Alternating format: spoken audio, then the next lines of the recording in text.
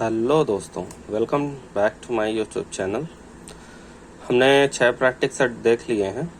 आप लोग जाके देख लीजिएगा मेरे चैनल पे। ये 7वां प्रैक्टिस सेट है घटना चक्र टो सीरीज़ का। ठीक है, आने वाली बीपीएससी 67वीं और सीडीपीओ एग्ज़ाम के लिए 68वें में भी ये काम आएगा, क्योंकि इसमें ज़्यादा कुछ चेंज होता नहीं है, सिर्फ करंट अफेयर्स चेंज होता है। ठीक है, तो उसमें भी काम आ जाएगा। आप लोग देख लीजिएगा जाके, और चैनल को प्लीज़ आप लोग सब्सक्राइब ज़रूर करिए, शेयर करिए, जिससे ज़्यादा से ज़्यादा लोग सब्सक्राइब कर सकें और ज़्यादा से ज़्यादा लोगों को लाभ हो। ठीक है, आने वाले अपकमिंग एग्ज़ाम में। ठीक है, तो हमेशा की तरह इसमें 10 क्वेश्चन मैथ के हैं शुरू में। ठीक है, देख लीजिए 1 2 3 4 5 6 7 8 9 10। मैंने इनको सॉल्व कर दिए हैं। आप लोग चाहे तो पॉज करके देख सकते हैं और अपने से खुद से सॉल्व करने की कोशिश कीजिएगा। आंसर सारे मैंने टिक कर दिए हैं। ठीक है, तो हम जीएस के क्वेश्चन से शुरू करते हैं हमेशा की तरह। ठीक है, तो पहला ही क्वेश्चन है जीएस का, देख लीजिए। बिरसा मुंडा के गुरु कौन थे? ठीक है, हमेशा पूछा जाता है बिरसा मुंडा जो है विद्रोह से संबंधित। ठीक है, मुंडा विद्रोह से संबंधित। ठीक है, तो अब पूछा गया है कि गुरु कौन थे। ठीक है, तो आनंद पांडे उनके गुरु थे। ठीक है, फटाफट क्वेश्चन को देखेंगे हम लोग।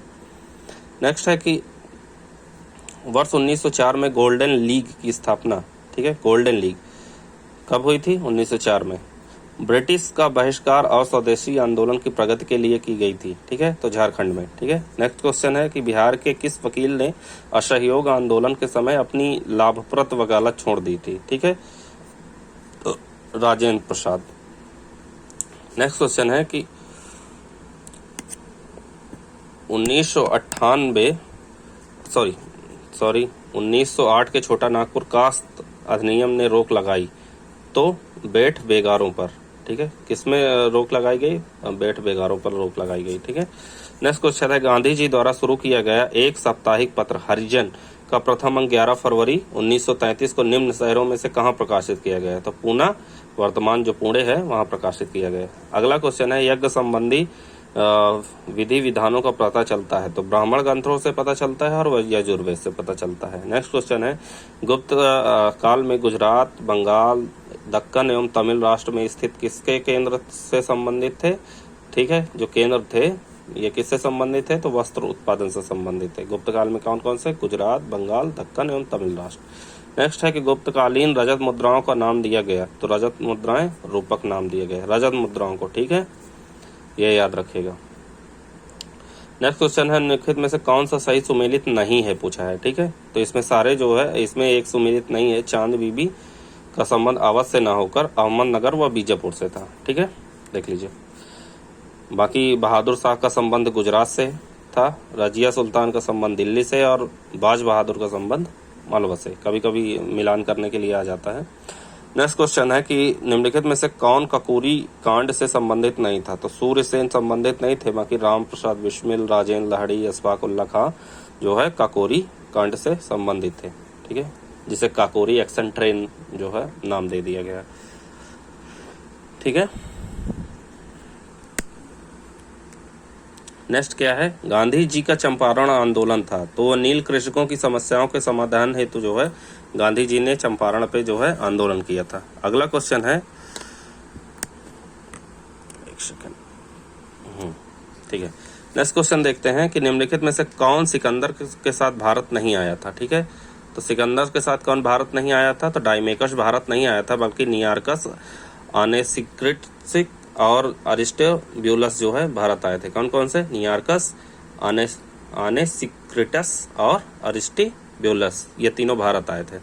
नेक्स्ट क्वेश्चन है किस सुल्तान के बारे में कहा जाता है कि उसने भूमि कर को उत्पादन के 50% तक कर दिया था? ठीक है, तो अलाउद्दीन खिलजी हैं और मोहम्मद बिन तुगलक, इन्होंने जो है भूमि कर को 50% तक कर दिया था। ठीक है, उत्पादन जो होता था उसमें 50% कर दिया।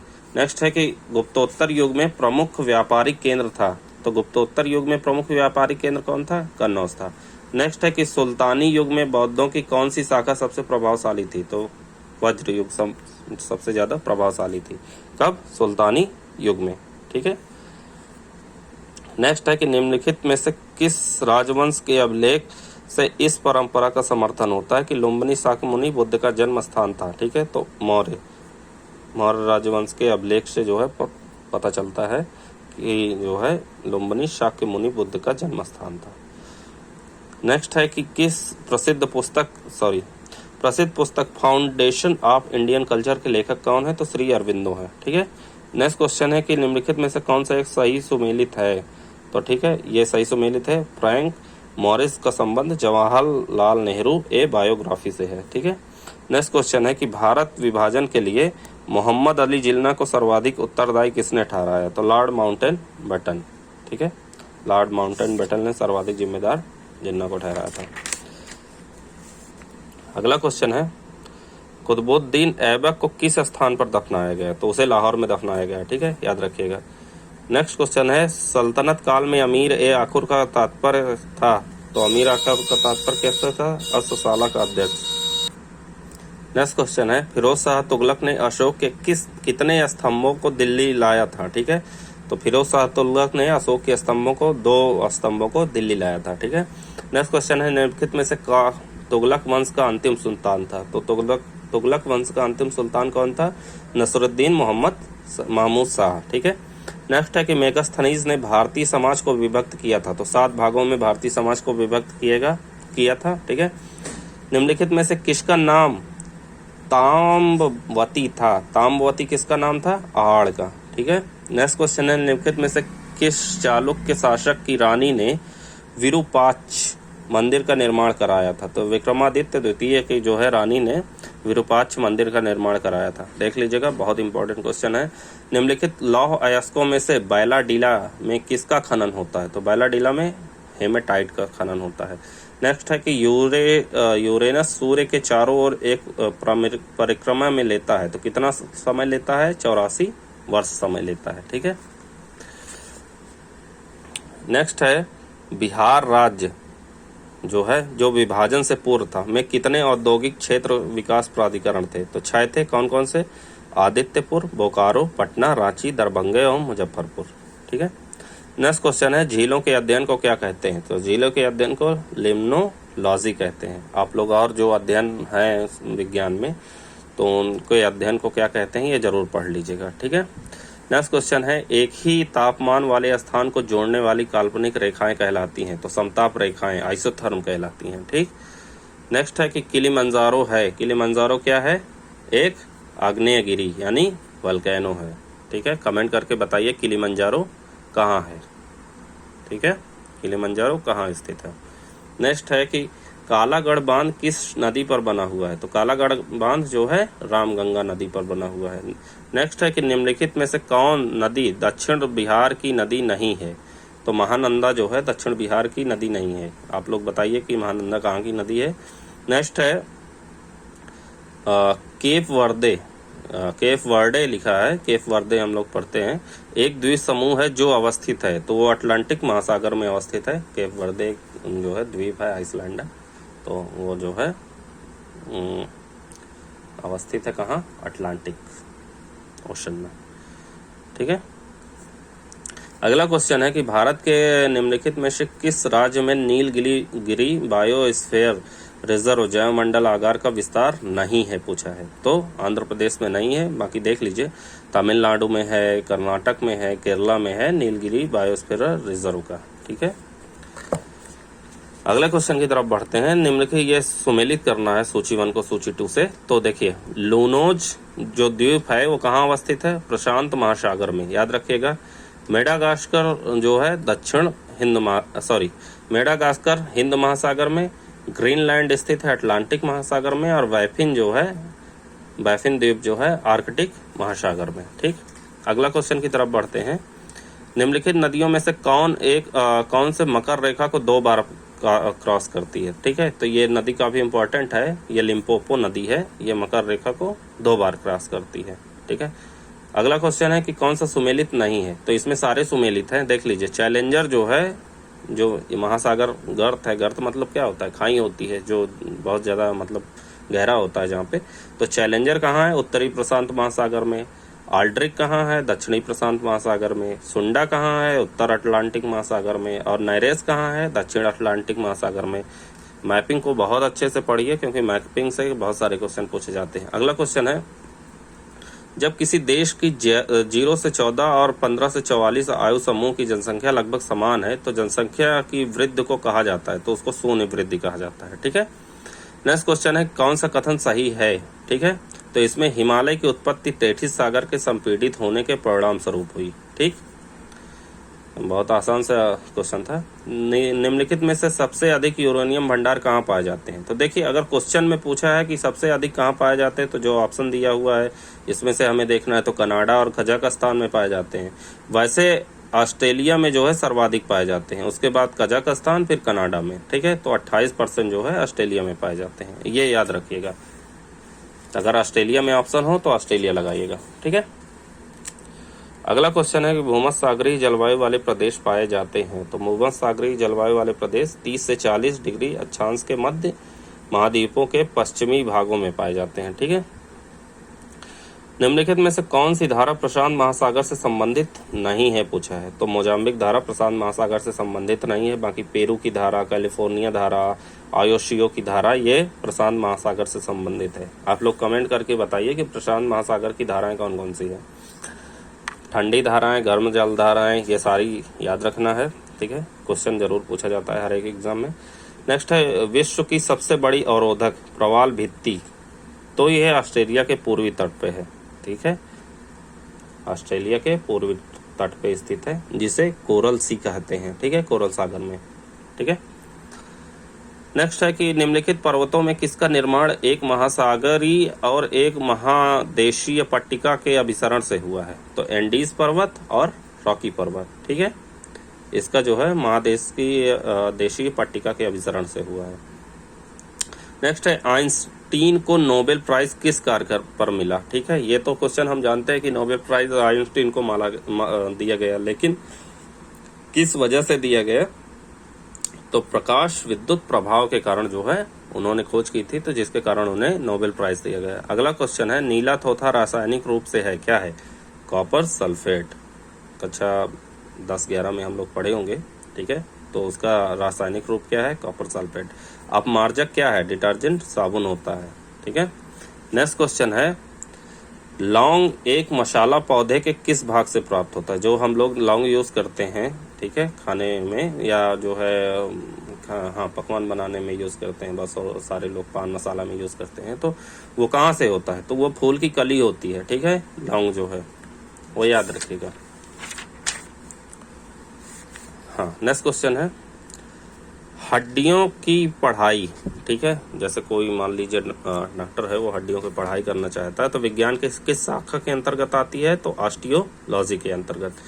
नेक्स्ट है कड़वाहट के लिए मानव जीव का संवेदनशील क्षेत्र है। तो पीछे का भाग, हम लोग कुछ भी खाते हैं तो उसमें जैसे जीवा होती है, जीवा में कई पार्ट होते हैं। ठीक है, उन पार्ट में कौन सा स्वाद कहाँ मिलता है, ये हमको याद रखना है। ठीक है, आप लोग एक बार जो है गूगल करके देख लीजिएगा। नेक्स्ट है निम्नलिखित में से किस मंडल को संवहन मंडल कहा जाता है। तो क्षोभ मंडल को संवहन मंडल कहा जाता है, क्योंकि बहुत सारी मौसमी दशाएं यही होती हैं। नेक्स्ट है आंख के लेंस की फोकस दूरी किसके कार्य से परिवर्तित होती है। ठीक है, तो जो फोकस दूरी होती है वो सिलियरी मांसपेशी के द्वारा परिवर्तित होती है। नेक्स्ट क्वेश्चन है कि एक रेडियोधर्मी पदार्थ की अर्धायु 10 दिन है। अगर कोई रेडियोधर्मी पदार्थ है, उसकी आयु 10 दिन है, तो इसका अभिप्राय क्या है कि पदार्थ के 3/4 भाग का विघटन 20 दिनों में हो जाएगा।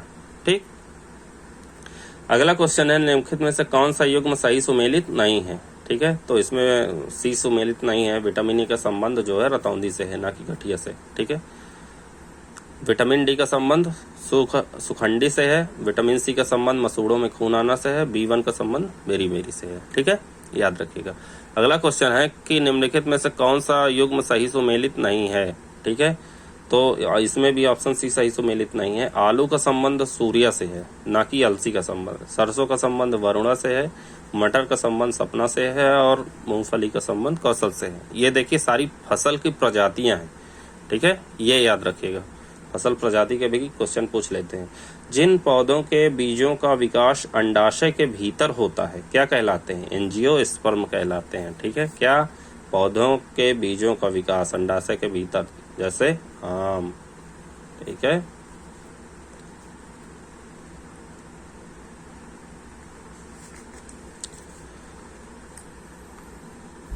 नेक्स्ट है, निम्नलिखित में से मुहासों का कारक है।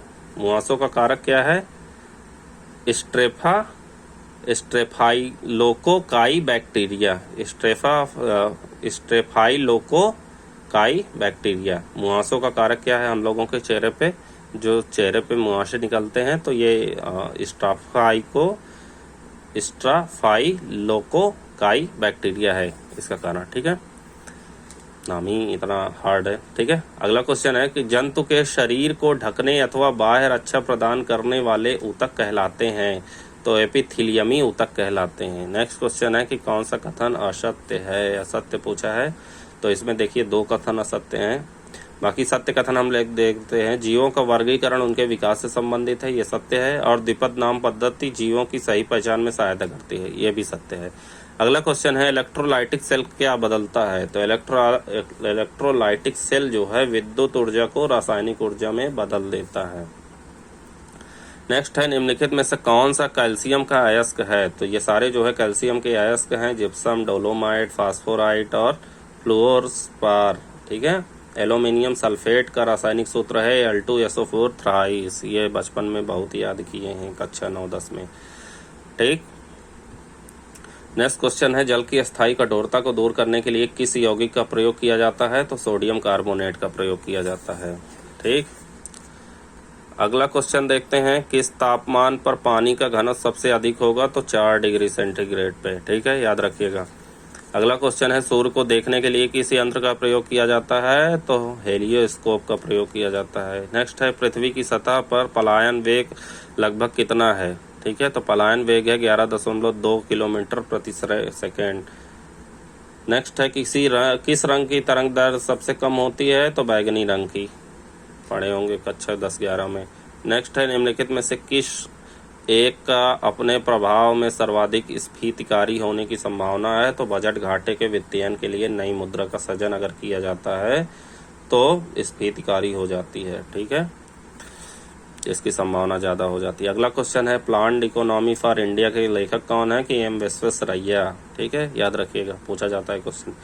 निम्नलिखित में से किस एक का समावेशित विकास को बढ़ाने की आशा नहीं की जाती है? तो राष्ट्रीय आय की ऊंची वृद्धि जो है समावेशित विकास से संबंधित नहीं है, बल्कि ग्रामीण विकास, कृषि विकास और कृषकों की पर्याप्त साख उससे संबंधित है। अगला क्वेश्चन है कि रुपयों की परिवर्तनीयता का तात्पर्य है। ये क्वेश्चन कई बार पूछा गया है, तो इसका आंसर सही हो जाएगा, रुपये को अन्य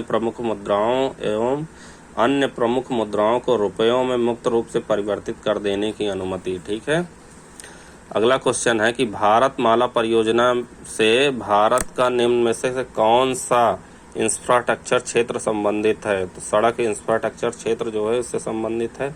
अगला क्वेश्चन है, अंत्योदय कार्यक्रम सर्वप्रथम किस राज्य में शुरू किया गया था? तो अंत्योदय कार्यक्रम सर्वप्रथम राजस्थान में शुरू किया गया था, याद रखिएगा। वह मुद्रा जिसमें वित्तीय बाजार में शीघ्र पलायन कर जाने की क्षमता होती है, तो हॉट मनी। अभी पिछले वाले हमने जो है उसमें जो है देखा था, 6वें जो है लेक्चर में।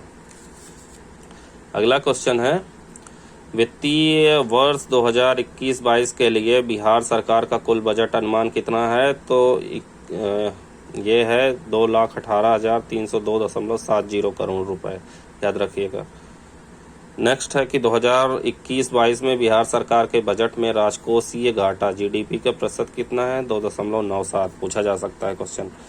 अगला क्वेश्चन है, बिहार बजट 2021-22 में आय की 4 प्रमुख मदें कौन सी है? उसके घटते हुए क्रम में। ठीक है, घटते हुए क्रम में कौन सी हैं, ये याद रखिएगा, पूछा जा सकता है।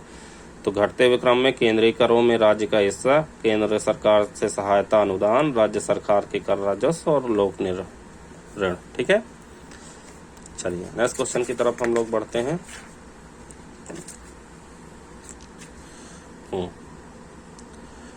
नेक्स्ट है कि बिहार बजट 2021-22 में प्रमुख क्षेत्र जहां रुपया खर्चा होता है का आरोही क्रम बताइए। तो इसका आरोही क्रम क्या है? तो आरोही क्रम में जानना है सामाजिक सेवाएं, सामान्य सेवाएं, आर्थिक सेवाएं, लोक ऋण एवं ब्याज भुगतान। ठीक है, इस पे जो है खर्च होता है बिहार बजट में। ठीक है, अगला क्वेश्चन है कि राज्य में जैविक खेती को बढ़ावा देने के लिए निर्मित जैविक कॉरिडोर कितने जिलों में स्थापित किया जा रहा है। तो ये बिहार का पूछ रहा है, ठीक है। तो 13 जिलों में जैविक खेती को बढ़ावा देने के लिए। अगला क्वेश्चन है कि बिहार के पर्यावरण, वन एवं जलवायु परिवर्तन विभाग द्वारा बिहार के किस जिले में दूसरा चिड़ियाघर स्थापित किया जाएगा। तो अररिया में, ठीक है। अगला क्वेश्चन है बिहार बजट के अनुसार कब तक उच्च शिक्षा के लिए 50% सकल नामांकन अनुपात GER प्राप्त की जाएगी। तो वर्ष 2035 तक। नेक्स्ट है कि बिहार बजट पे 2021-22 में कौन चिकित्सा महाविद्यालय में किडनी प्रत्यारोपण की आधारभूत संरचना विकसित की जा रही है। तो पटना चिकित्सा महाविद्यालय में, ठीक है। अगला क्वेश्चन है निम्नलिखित में से किस अधिनियम ने केंद्र में द्वैध शासन प्रणाली को स्थापित किया। तो भारत शासन अधिनियम 1935। याद रखिएगा, इंपॉर्टेंट है। भारत शासन अधिनियम कई बार पूछा जाता है। अगले क्वेश्चन की तरफ हम लोग बढ़ेंगे। नेक्स्ट क्वेश्चन है कि संविधान सभा में उद्देश्य प्रस्ताव निम्न में से किस एक के द्वारा प्रस्तुत किया गया। तो जवाहरलाल नेहरू के द्वारा जो है प्रस्तुत किया गया उद्देश्य प्रस्ताव, ठीक है। अगला क्वेश्चन है कि भारतीय संविधान के निम्नलिखित में से किस अनुच्छेद में यह व्यवस्था की गई है कि सभी अल्पसंख्यकों को अपनी रुचि की शिक्षण संस्थाओं की स्थापना व प्रशासन का अधिकार होगा। तो अनुच्छेद 30 में यह व्यवस्था की गई है। अगला क्वेश्चन है निम्नलिखित में से किसको संविधान द्वारा मौलिक अधिकारों को लागू करने की शक्ति दी गई है। तो सर्वोच्च न्यायालय एवं उच्च न्यायालय को यह शक्ति दी गई है कि मौलिक अधिकारों को लागू किया जाए। नेक्स्ट है कि लोकसभा के स्पीकर का निर्वाचन होता है। तो लोकसभा के सभी सदस्यों द्वारा इसका निर्वाचन होता है, ठीक है, याद रखिएगा। नेक्स्ट है कि निम्नलिखित में से कौन सा विषय समवर्ती सूची में है, ठीक है। समवर्ती सूची में कौन सा है, शिक्षा है। तो आप लोग जो ये सूचियां दी हुई हैं, संघ सूची, राज्य सूची और समवर्ती सूची, इनके विषय देख लीजिएगा कौन कौन से शामिल हैं समवर्ती में, कौन से राज्य में और कौन से संघ में। अगला क्वेश्चन है कि संविधान के अनुसार राज्य विधानसभा का सदस्य बनने की न्यूनतम आयु होनी चाहिए। तो 25 वर्ष होनी चाहिए। नेक्स्ट है कि भारतीय संविधान का अनुच्छेद 371 किन राज्यों के बारे में बात करता है। तो महाराष्ट्र और गुजरात जो है उसके बारे में बात करता है अनुच्छेद 371। नेक्स्ट है कि भारतीय संविधान के किस अनुच्छेद में जिला योजना समिति का गठन का प्रावधान है। तो अनुच्छेद 243 ZD के अंतर्गत जो है जिला योजना समिति के गठन का प्रावधान है, याद रखिएगा। अगला क्वेश्चन है कि भारतीय संविधान में भाग 9 किस संविधान संशोधन के तहत जोड़ा गया, ठीक। तो 73वें संविधान अधिनियम 1992 के द्वारा जोड़ा गया। अगला क्वेश्चन है संघ की राजभाषा हिंदी और लिपि देवनागरी होगी, किस अनुच्छेद से संबंधित है। 243 से, ठीक है, अनुच्छेद 243 से। प्राक्कलन समिति में लोकसभा के कितने सदस्य होते हैं। तो 30 सदस्य होते हैं। हाल ही में संपन्न भारत एवं रूस का 12वां संयुक्त सैन्य अभ्यास इंद्र 2021 किस स्थान पे हुआ। तो ये वोल्गोग्राद में हुआ। एक बार आप लोग जरूर देख लीजिएगा। नेक्स्ट है कि वन स्कूल वन IAS योजना, वन स्कूल वन IAS योजना किस राज्य से संबंधित है। तो वो केरल राज्य से संबंधित है। एक बार इसे आप लोग पढ़िएगा। नेक्स्ट है कि विश्व प्रवासन रिपोर्ट 2022, ठीक है, विश्व प्रवासन रिपोर्ट 2022 किस वैश्विक संगठन के द्वारा प्रकाशित किया गया था। तो ये प्रकाशित किया गया था अंतर्राष्ट्रीय प्रवासन संगठन द्वारा।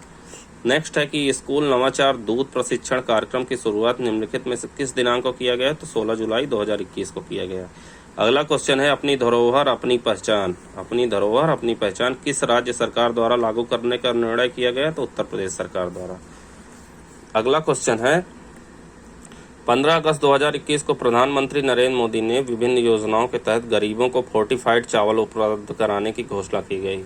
यह निम्नलिखित में से कब तक उपलब्ध कराने की घोषणा कराने की पहल है। तो वर्ष 2024 तक, ठीक है। अगला क्वेश्चन है निम्नलिखित में से किस आयोग ने हाल ही में इनोवेशन फॉर यू नामक नई डिजी बुक लॉन्च की है। डिजी बुक, ठीक है, इनोवेशन फॉर यू, तो नीति आयोग ने। नेक्स्ट है निम्नलिखित में से किस सोशल मीडिया प्लेटफॉर्म ने अपना नाम बदलने की घोषणा की है। तो फेसबुक ने, फेसबुक ने अपना नाम बदलने की घोषणा की है। आप कमेंट करके बताइए क्या नाम रखा जाएगा। मेटा, ठीक है, याद रखिएगा। अगला क्वेश्चन है वैश्विक खाद्य सुरक्षा सूचकांक 2021 में भारत का स्थान क्या है। तो 71वां स्थान है खाद्य सुरक्षा सूचकांक में। नेक्स्ट है ग्लोबल हंगर इंडेक्स 2021 के अनुसार भारत की रैंक कौन सी है? 101वीं रैंक है। ठीक है, आप लोग इंडेक्स जरूर पढ़ के जाइएगा। Actually I met them a memoir पुस्तक के लेखक कौन है? तो ये गुलजार हैं। ठीक है, अगला क्वेश्चन है नीति आयोग ने भारत के भू स्थानिक ऊर्जा मानचित्र को लॉन्च करने के लिए किस संगठन के साथ सहयोग किया है? तो इसरो के साथ सहयोग किया है। ठीक है, नेक्स्ट है क्लिक पे एक अद्वितीय भुगतान लिंक किसके द्वारा लॉन्च किया गया? तो फोन पे के द्वारा। ठीक, अगला क्वेश्चन है किस राज्य ने मेरा घर मेरे नाम योजना शुरू की है? तो पंजाब ने मेरा घर मेरे नाम। अगला क्वेश्चन है निम्नलिखित में से किस स्थान पर डॉक्टर एपीजे अब्दुल कलाम ने प्रेरणा स्थल का उद्घाटन किया? तो विशाखापट्टनम में जो है प्रेरणा स्थल का उद्घाटन किया गया। ठीक है, नेक्स्ट है G20 शिखर सम्मेलन 2021 कहाँ आयोजित हुआ? तो वह इटली में आयोजित हुआ। अगला क्वेश्चन है अपनी स्वयं की वन्य जीव कार्य योजना को लागू करने वाला भारत का पहला राज्य कौन सा बन गया है? तो महाराष्ट्र। ठीक है, ये याद रखिएगा, इंपॉर्टेंट क्वेश्चन है क्योंकि पहला राज्य है। ठीक है, क्या है? अपनी स्वयं की जो है वन्य जीव कार्य योजना। नेक्स्ट है कि भारतीय तटरक्षक पोत सार्थक कहाँ तैनात किया जाएगा? तो वो गुजरात में तैनात किया जाएगा। अगला क्वेश्चन है निम्नलिखित में से किस संगठन ने हाल ही में the changing wealth of Nations 2021 report जारी की है? तो विश्व बैंक ने। अगला क्वेश्चन है जीमेक्स 2021 किस देश के साथ भारत के वार्षिक द्विपक्षीय समुद्री अभ्यास का 5वां संस्करण है? तो जापान का। ठीक है, अगला क्वेश्चन है अक्टूबर का महीना प्रतिवर्ष इनमें से किसके रूप में मनाया जाता है? तो स्तर कैंसर जागरूकता माह के रूप में मनाया जाता है। अगला क्वेश्चन है अक्टूबर 2021 में किस टीम ने डूरंड कप ट्रॉफी जीती? तो गोवा एफसी ने जो है डूरंड कप ट्रॉफी जीती। अगला क्वेश्चन है जल शक्ति मंत्रालय के अनुसार उमंगोट नदी भारत की सबसे स्वच्छ नदी है, यह किस राज्य में बहती है? ठीक है, तो भारत की सबसे नदी कौन सी है स्वच्छ नदी? उमंगोट। कहाँ बहती है? मेघालय में। ठीक है, काफी चर्चा में रहती है। नेक्स्ट है कि हाल ही में किस राज्य ने अपने 31वें जिले विजयनगर का उद्घाटन किया है? तो कर्नाटक ने। नेक्स्ट है कि हाल ही में अबी अहमद ने दूसरी बार किस देश के प्रधानमंत्री के रूप में शपथ ली? तो इथियोपिया के। नेक्स्ट है कि हाल ही में महाराष्ट्र के पालघर में उगाए जाने वाली किस चावल की किस्म को जीआई टैग प्रदान किया गया है? तो कोलम चावल, याद रखिएगा। ठीक है, नेक्स्ट है कि हाल ही में भारत और किस देश के बीच मित्र शक्ति है संयुक्त सैन्य अभ्यास हुआ? तो श्रीलंका के बीच में। ठीक है, जो संयुक्त सैन्य अभ्यास होते हैं, ठीक है, तो उन्हें जरूर याद पढ़ के जाइएगा, याद रखिएगा। नेक्स्ट क्वेश्चन है my life in full work family and our future पुस्तक के लेखक कौन है? तो इंदिरा नूई है। ठीक है, अगला क्वेश्चन है कि हाल ही में ये क्या लिखा है? SACRED साक्रेड पोर्टल किस मंत्रालय ने लॉन्च किया है? तो सामाजिक न्याय एवं अधिकारिता मंत्रालय ने। ठीक है, याद रखिएगा। नेक्स्ट है नमामि गंगे कार्यक्रम का शुभांकर किसे घोषित किया गया है? काफी चर्चा में रहा, तो चाचा चौधरी को। ये पूछा जा सकता है क्वेश्चन। नेक्स्ट क्वेश्चन की तरफ हम लोग बढ़ते हैं। अगला क्वेश्चन है कि आचार्य विनोबा भावे किस आंदोलन में भाग लेने के लिए प्रथम बार गिरफ्तार हुए? तो ये चारों ऑप्शन गलत हैं। नागपुर झंडा सत्याग्रह 1923 में हुआ था, उसमें वो भाग लेने के कारण जो है गिरफ्तार हुए। हालांकि विनोबा भावे गांधी जी के साथ लगातार कई आंदोलनों में पार्टिसिपेट किया था, लेकिन उन्हें नागपुर झंडा सत्याग्रह में पहली बार जो है गिरफ्तार किया गया। नेक्स्ट है किस गोलमेज सम्मेलन में कांग्रेस ने भाग लिया था? तो 1931 में जो गोलमेज सम्मेलन हुआ था उसमें कांग्रेस ने भाग लिया था। अगला है कि कांग्रेस के त्रिपुरी अधिवेशन में सुभाष चंद्र बोस द्वारा त्याग पत्र देने के बाद इस अधिवेशन की अध्यक्षता किसके द्वारा की गई? तो इस अधिवेशन की अध्यक्षता राजेंद्र प्रसाद द्वारा की गई। नेक्स्ट क्वेश्चन है कि असत्य कथन की पहचान करना है। तो असत्य कथन इसमें कोई नहीं है, सभी सुमेलित है। सविनय अवज्ञा आंदोलन लुई फिशर से संबंधित है, ये पत्रकार है। ठीक है, स्वदेशी आंदोलन के समय वेब मिलर थे और भारत छोड़ो आंदोलन के समय SW नेविंसन थे, याद रखिएगा। ठीक है, अगला क्वेश्चन देखते हैं। देखिए लिखा है कि जब दुनिया में हम हर कहीं जीत रहे हैं जब दुनिया में हम हर कहीं जीत रहे हैं, ऐसे वक्त में हम एक कमबख्त बुढ़े के सामने कैसे झुक सकते हैं जो हमेशा से हमारा दुश्मन रहा है। ये किसका कथन है? तो ये विंस्टन चर्चिल का कथन है। विंस्टन चर्चिल ने ही गांधी जी को नंगा फकीर कहा था। ये गांधी जी के बारे में है, ठीक है, याद रखिएगा। पूछा जा सकता है ये किसके बारे में कथन है, तो ये गांधी जी के बारे में है। विंस्टन चर्चिल ने नंगा फकीर कहा था गांधी जी को। अगला क्वेश्चन है कि भारत सरकार अधिनियम 1935 का दास्ता का नया चार्टर था, ठीक है। तो ये दास्ता का नया चार्टर था, तो जवाहरलाल नेहरू ने कहा था, ठीक है। अगला क्वेश्चन देखिए,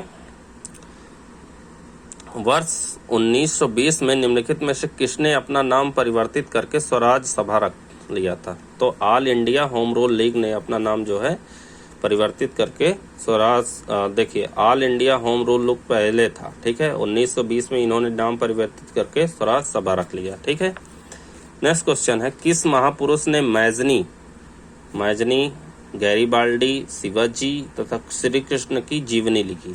वे अमेरिका में कुछ समय के लिए रहे और वे केंद्रीय सभा के सदस्य भी निर्वाचित हुए। तो ये कौन थे? लाला लाजपत राय, ठीक है, याद रखिएगा। अगले क्वेश्चन की तरफ बढ़ते हैं कि निम्नलिखित में से कौन भारत में उपनिवेशवाद का आर्थिक आलोचक था? ठीक है, तो उपनिवेशवाद का आर्थिक आलोचक कौन था? दादा भाई नौरोजी और आरसी दत्त, ठीक है। ड्रेन थ्योरी जिसे कहते हैं, आप लोग पढ़िएगा, ड्रेन थ्योरी, ठीक है। तेभागा आंदोलन हुआ था, तो तेभागा आंदोलन कहाँ हुआ था? बंगाल में हुआ था, याद रखिएगा। नेक्स्ट है कि अखिल भारतीय किसान सभा के पहले अध्यक्ष बने? तो सहजानंद सरस्वती। काफ़ी बार क्वेश्चन ये पूछा गया है, आप लोग याद रखिएगा, बहुत आसान क्वेश्चन है। नेक्स्ट है कि गांधी इरविन समझौते में किस आंदोलन को रोकने का प्रावधान था? तो सविनय अवज्ञा आंदोलन में रोकने का प्रावधान था। नेक्स्ट है कि रैमजे मैकडोनाल्ड द्वारा घोषित सांप्रदायिक पंचाट के समाधान के लिए किया गया पूना पैक्ट किया गया, ठीक है। कमेंट करके बताइए कि पूना पैक्ट कब किया गया, ठीक है। हालांकि पिछले वीडियो में मैंने बताया था, ये याद रखिएगा। चलिए, हो गए हमारे 150 क्वेश्चन। आप लोग अगले वीडियो में मिलते हैं हम लोग, ठीक है। तो मेरे चैनल को शेयर करिए, सब्सक्राइब करिए अगर नए हैं चैनल पे, और लाइक करिए, कमेंट करिए। Thank you so much. अगर कहीं कुछ गलती होती है तो आप लोग मुझे बताइए, ठीक है। थैंक यू, मिलते हैं नेक्स्ट वीडियो में। जय हिंद, जय भारत।